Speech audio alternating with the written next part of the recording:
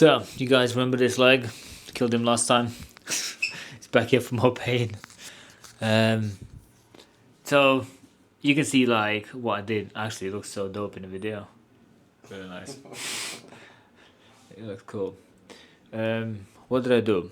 So, ink-wise, used allegory for all of it.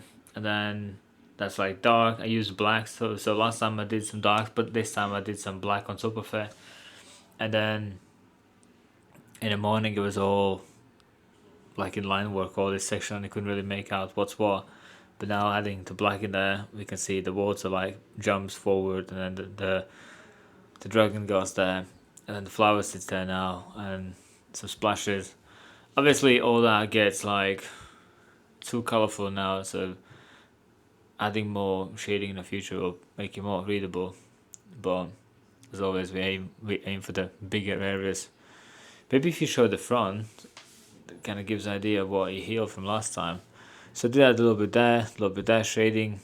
So last time he was not feeling well, and then we kind of did like as much as fast as.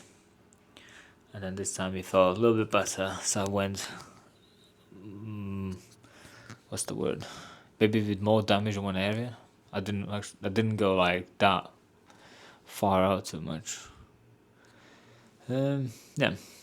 So shading wise, that's allegory ink that has healed, and then the new stuff is also allegory.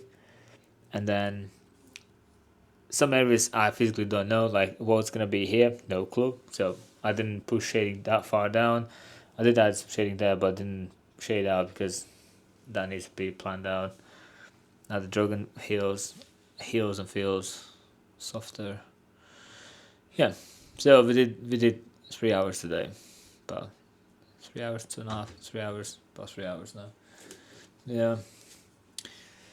Maybe you can give some final words about pain. To